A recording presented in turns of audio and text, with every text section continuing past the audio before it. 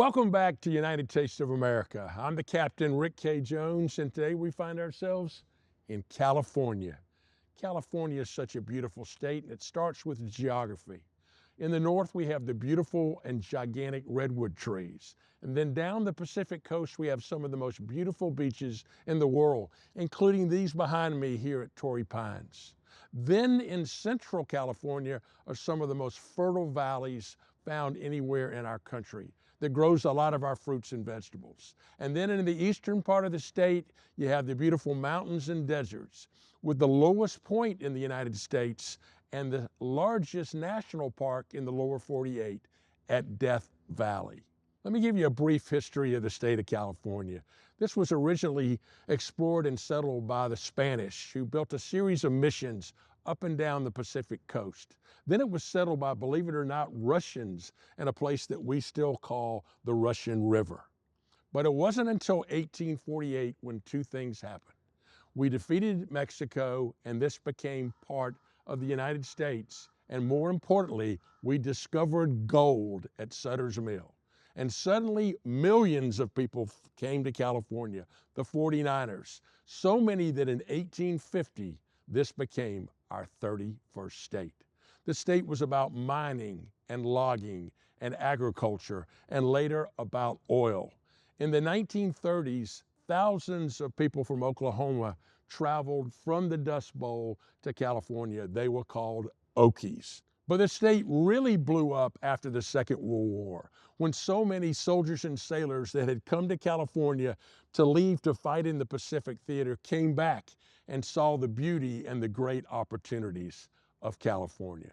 California is the historical home of the motion picture industry, and today is the home of some of our leading technology companies. We could probably spend 2 days talking about California cuisine. You're looking at the historic Route 66 in San Bernardino, California. And on this site, two brothers, Dick and Mac McDonald, created a barbecue stand in 1940 and then converted it in 1948 to just selling hamburgers, French fries, soft drinks, and hand-dipped milkshakes. Then they met a man in the 1950s named Ray Kroc, who persuaded them to franchise McDonald's, and you know the rest of the story. Of course, California cuisine is much more than burgers. California cuisine was really pioneered by the great Alice Waters in her initial farm-to-table restaurant in Berkeley, California.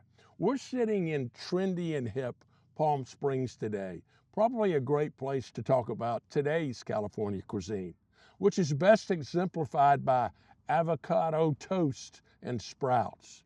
But it's really the ethnic groups that came to California that left the legacy. The Basques came from northern Spain and settled around Bakersfield to become sheep herders.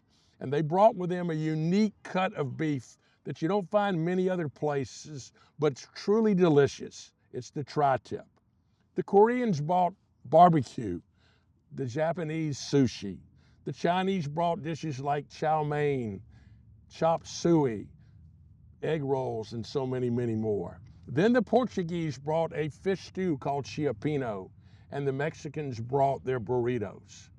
But one group really captured the public's imagination in California because they literally created an industry, the wine industry. Those were the Italians, led by people like Gallo and Mondavi. Lots of dishes have been invented here. The French dip was invented in Los Angeles at Philippe's. Both green goddess and turkey tetrazzini were invented at the famous Palace Hotel in San Francisco.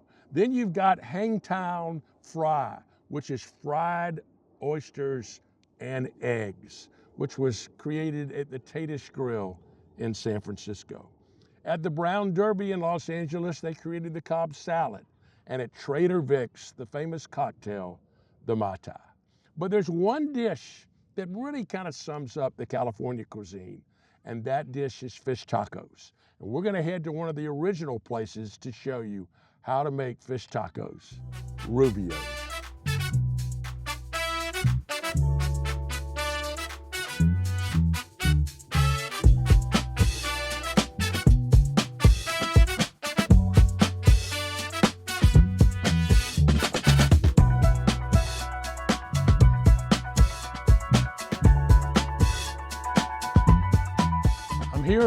at the original Rubio's in San Diego with Justin Mosel.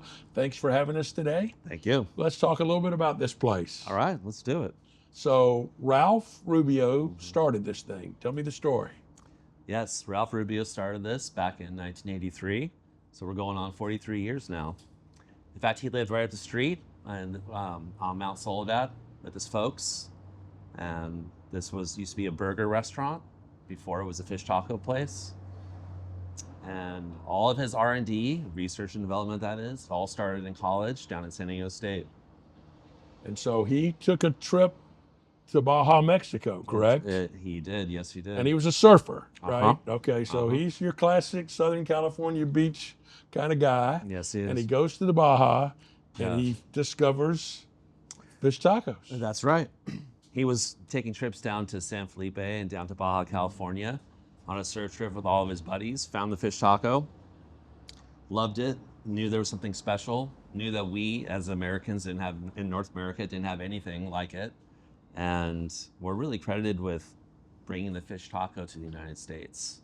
So we have the original fish taco trademarked, and now you can get fish tacos almost everywhere you go in the States. But we were the first, we were the original. And all because he took a little spring break trip and found something that he really, really liked. That's right. That's a great story. Yeah. So let's talk about this location. Uh-huh. He picked it because it was available, I guess. It was available. It was a place called Mickey's Burgers, and they weren't doing so well, and it was for sale. And in fact, Ralph's father told Ralph to go sit out in the parking lot across the street and just watch it for a week and see what kind of business was coming in here. And there was very little. So Ralph got it for quite a steal, and he started. And at the beginning, it was a bit of a family affair. So it was his pops and brothers and sisters, and it was not an immediate success. Surprise, surprise. So the fish taco was such a novel experience for folks that they didn't know what it was. Some people were scared of it. In fact, in the first year, he almost had to close because he had so few customers. And he told me, Ralph Rubio that is, that he was the only employee at one point. Wow. And it was maybe weeks away from closing, and all of a sudden it just, out of nowhere, just caught fire. And here we are 43 years later, we have 82 restaurants now. Wow. Yeah. It's amazing. What a great American success story when you really think about it. Yes. It's kind of part of the American dream. It really is. A young man had a vision, came and worked, and then the rest is kind of history. Let's talk about the classic Rubio's fish taco. All right. All right. So corn tortilla. Yes. That's very important to serve fried fish taco on a corn tortilla. It's just a nice balance of flavors because the corn can be a little bitter, and then the fish brings a little, savory and sweetness to it. But the corn tortilla, that's our recipe, Rubio's proprietary formulation. Okay. And it's stone ground corn. Right. And then the fish, the raw material that we use is called wild Alaska pollock. So it's a nice white, clean tasting raw material. We fry that in our batter system, which has beer. I can only share a few things. A few I got to keep very secretive, seriously. Yeah.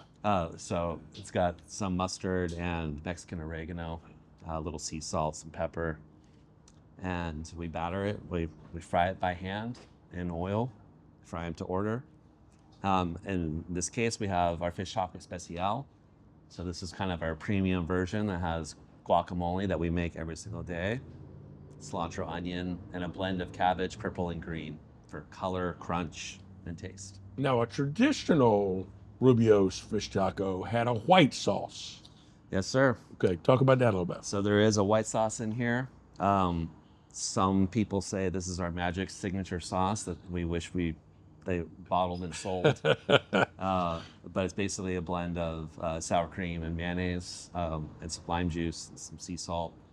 And then we have our fresh mild salsa that we make every day from tomatoes from scratch, onion, jalapeno, cilantro.